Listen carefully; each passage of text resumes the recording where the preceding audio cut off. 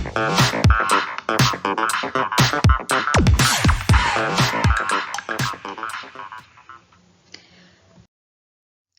Everyone, welcome back to my channel medico ma'am. आज की जो हमारी वीडियो का टॉपिक है वो है सिकलिंग टेस्ट। तो कुछ स्टूडेंट्स ने मेरे से डिमांड करी थी कि मैम सिकलिंग टेस्ट के ऊपर वीडियो बनाइए, तो वही वीडियो मैं आज लेकर आई हूँ। तो आज की इस वीडियो में हम जानेंगे सिकलिंग टेस्ट किस तरह किया जाता है और ये क्यों किया जाता है, किस डिजीज़ को स्क्रीनिंग करने के लिए सिकलिंग टेस्ट हम करते हैं। तो आज के इस वीडियो में आपको सिकलिंग टेस्ट के बारे में पूरी नॉलेज मिलेगी। तो अगर आप चैनल पर पहली बार आए हैं तो आप चैनल को सब्सक्राइब कर लें और बेल आइकन को भी प्रेस कर लें ताकि आने वाले वीडियो का नोटिफिकेशन आपको मिल सके। और अगर आपकी कोई और भी क्वेरीज है या और किसी भी टॉपिक पर आप वीडियो बनवाना चाहते हैं तो आप कमेंट बॉक्स में कमेंट कर सकते हैं। I will try to make video for you. तो देखते हैं आज का जो हमारा वीडियो है सिकलिंग टेस्ट। सबसे पहले हम देख लेते हैं इसका जो है वो क्या है, कि सिकलिंग टेस्ट किस लिए किया जाता है और क्यों करते हैं हम इसको।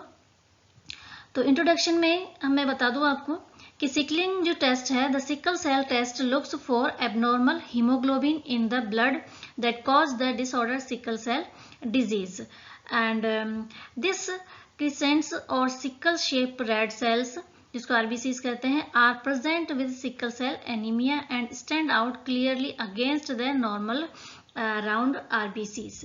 जो सिकल सेल है, नॉर्मल हम जानते हैं कि जो हमारी आरबीसीज होती हैं ब्लड के अंदर वो बाइकॉनकेव शेप की होती हैं, लेकिन जब इनकी शेप कैसी हो जाती है, सिकल के जैसी हो जाती है। हंसिया होता है एक तरीके से, एक इंस्ट्रूमेंट होता है जो कटिंग करने के काम आता है फसल वगैरह को, उसके शेप की जैसी हो जाती है अगर ब्लड सेल्स, तो उस कंडीशन को क्या बोला जाता है, सिकल सेल बोला जाता है। जैसे कि आपको इस फिगर में दिख रहा है कि जो नॉर्मल ब्लड सेल है वो इस तरह की दिखाई देती है, लेकिन सिकल सेल जो डिजीज हो जाती है उसमें जो आरबीसीज की शेप है वो कैसी हो जाती है, सिकल के शेप की हो जाती है, जो क्या है एक तरह का डिसऑर्डर है।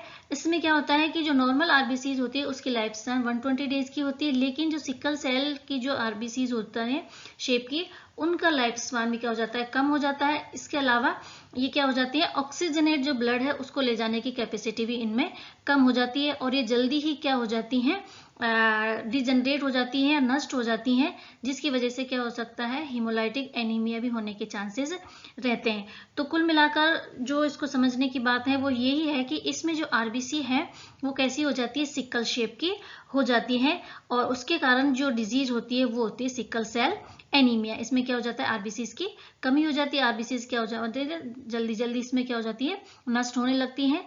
तो इस कंडीशन में एक डिजीज कंडीशन हो जाती है और उसको बोलते हैं सिकल सेल एनीमिया। अब हम देख लेते हैं इसका जो ऑब्जेक्ट है इस टेस्ट को करने का वो क्या है।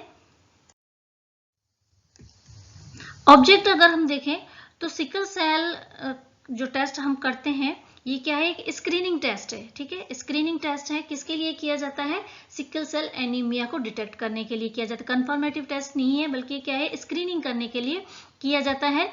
तो हम देख सकते हैं इसको, sickle cell preparation is a qualitative screening test है। ये क्या है, क्वालिटेटिव टेस्ट है और स्क्रीनिंग टेस्ट है। किसके लिए किया जाता है, test use for examination of sickling phenomena या sickle cell anaemia. Sickle cell anaemia को एग्जामिन करने के लिए एक क्या है, ये स्क्रीनिंग टेस्ट है, ये इसका क्या है, ऑब्जेक्ट है। ठीक है, तो एग्जाम में अगर इस तरह के क्वेश्चन आपके आते हैं तो आप इस तरह से अगर इनको डिस्क्राइब करके लिखते हो तो आपका इम्पैक्ट क्या है, अच्छा पड़ता है एग्जामिनर के ऊपर। सीक्वेंस वाइज लिखेंगे तो मैंने आपको इस वीडियो में यही समझाने की कोशिश करी है कि ये टेस्ट को हम एक सिस्टमेटिक तरीके से एक कॉपी में या नोटबुक में किस तरह से डिस्क्राइब करके लिखते हैं। तो सबसे पहले आप क्या लिख सकते हैं, उसका इंट्रोडक्शन लिख सकते हैं जो मैंने आपको भी बताया। उसके बाद ऑब्जेक्ट है, ऑब्जेक्ट क्या है इसका, ये एक क्वालिटेटिव स्क्रीनिंग टेस्ट है जो किसके लिए एग्जामिन किया जाता है, सिकल सेल एनीमिया को डिटेक्ट करने के लिए यूज में लिया जाता है।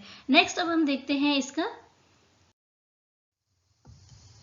प्रिंसिपल क्या है। इसका प्रिंसिपल है when whole blood is mixed with a strong reducing agent such as sodium metabisulfate and deoxygenation of क्या होता है इसमें कि हम क्या करते हैं, इसमें जो होल ब्लड है उसको किसमें मिक्स किया जाता है, रिड्यूसिंग एजेंट होता है, जैसे कि सोडियम मेटाबाइसल्फेट, ये एक रिड्यूसिंग एजेंट है।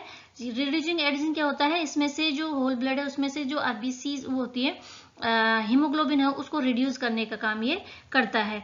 तो उस टाइम ये इसमें यूज किया जाता है सोडियम मेटाबाइसल्फेट। कई बार जो एमसीक्यूज के क्वेश्चंस होते हैं, कॉम्पिटिटिव एग्जाम होते हैं, उसमें भी इस तरह के क्वेश्चन पूछ लेते हैं कि सिकलिंग जो टेस्ट किया जाता है उसमें रिड्यूसिंग एजेंट के रूप में कौन सा रिएजेंट यूज किया जाता है। तो आपको ये याद होना चाहिए, सोडियम मेटाबाइसल्फाइड इसमें यूज किया जाता है एज ए रिड्यूसिंग एजेंट के रूप में।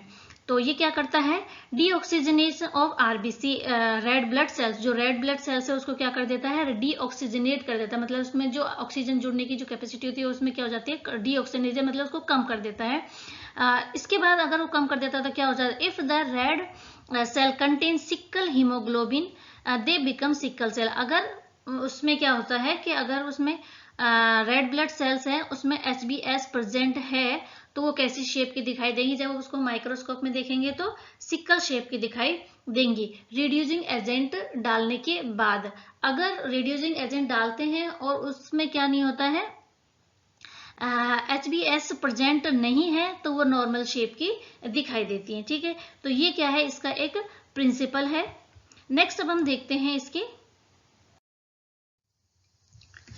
इक्विपमेंट्स। इसमें कौन कौन से इक्विपमेंट्स इसमें यूज किए जाते हैं, तो इसमें है रिड्यूसिंग एजेंट है जो क्या है, सोडियम मेटाबाइसल्फाइड है। इसके बाद है ग्लास स्लाइड यूज में लेते हैं, कवर स्लिप यूज में ली जाती है, वैक्स और पेट्रोलियम जेली, माइक्रोस्कोप और होल ब्लड सैंपल इसमें यूज लिए जाते हैं। तो एक एक करके मैं आपको बता देती हूँ। ये सारे क्या हैं, इसमें इक्विपमेंट्स हम यूज में लेते हैं। तो होल ब्लड है, कवर स्लिप है, स्लाइड है, सोडियम मेटाबाइसल्फाइड है, इसके अलावा में हम यूज लेते हैं। नेक्स्ट अब आता है हमारा प्रोसीजर। इसका प्रोसीजर अब देख लेते हैं किस किस तरह से इसको हम करते हैं। सबसे पहले क्या करेंगे, first add 4 to 5 drop of reducing agent, ठीक है, to 1 drop of EDTA mixed blood. Mixed blood हमने ले लिया, ठीक है, और वो कितना लेंगे, हम 1 ड्रॉप लेंगे और 4 to 5 ड्रॉप क्या लेंगे, रिड्यूसिंग एजेंट लिए जाएंगे एक टेस्ट ट्यूब के अंदर, और उसको फिर क्या करेंगे, मिक्स कर देंगे। Then drop from the test tube mixture on the slide. अब इस जो स्लाइड टेस्ट ट्यूब हमने लिए उसमें मिक्सर लिया, उसमें से एक ड्रॉप स्लाइड पर डाल देंगे। उसके बाद cover the mixture with a cover slip. Cover slip से उसको मिक्सर को क्या कर देंगे, कवर कर देंगे ताकि उसमें एयर बबल वगैरह किसी का तरह का नहीं रहे। उसके बाद seal the mixtures and cover slip with wax और petroleum jelly so that it prevent the entering of air. ठीक है, यहाँ तक आपको समझ में आएगा। प्रोसीजर इसका बहुत इजी है, जो हम करते हैं स्लाइड बनाते हैं उसी तरह से। सबसे पहले हम क्या करेंगे, इसमें टेस्ट ट्यूब में होल ब्लड लेते हैं और रिड्यूसिंग एजेंट लेते हैं। तो इसका आपको रेशियो ध्यान में रखना चाहिए, 4 to 5 ड्रॉप तो हमें रिड्यूसिंग एजेंट लेना है और 1 ड्रॉप इसमें ब्लड की लेनी। उसके बाद उसको मिक्स कर देंगे, और मिक्स करने के बाद इसमें से एक ड्रॉप स्लाइड पर ले ली जाती है। इसके बाद स्लाइड पर लेने के बाद फिर उसको हम क्या करेंगे, कवर स्लिप से कवर कर देंगे और उसको पेट्रोलियम जेली से उसको सील कर देंगे ताकि उसके अंदर किसी भी तरह की एयर एंटर नहीं हो सके।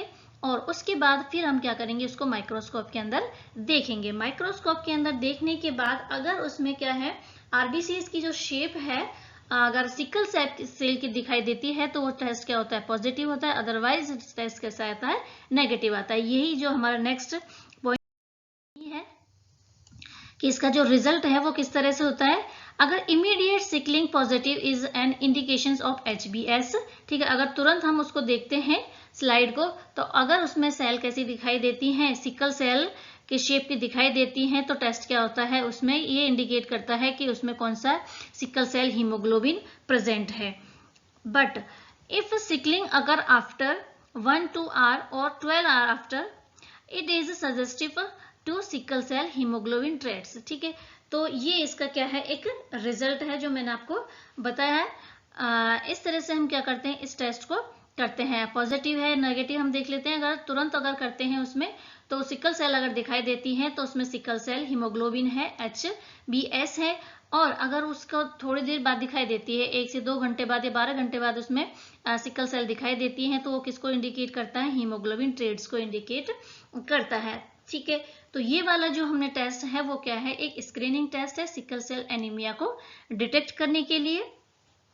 इसके अलावा जो इसका कंफर्मेटिव टेस्ट है वो ट्रेड से किया जाता है, हीमोग्लोबिन ट्रेड से किया जाता है। तो आज का जो हमारा वीडियो है वो मैंने आपको एक जनरल इंट्रोडक्शन बताया है सिकल सेल एनीमिया का। सिकल सेल एनीमिया को डिटेक्ट करने के लिए, इनको स्क्रीनिंग करने के लिए ये टेस्ट किया जाता है, सिकलिंग टेस्ट। तो आज का वीडियो आपको कैसा लगा? अगर वीडियो पसंद आया है और आपको लगता है कि ये वीडियो वाकई हमारे लिए हेल्पफुल है एग्जाम पॉइंट ऑफ व्यू से, तो आप वीडियो को लाइक करें। और इसी तरह के और वीडियो देखने के लिए आप चैनल को सब्सक्राइब कर सकते हैं।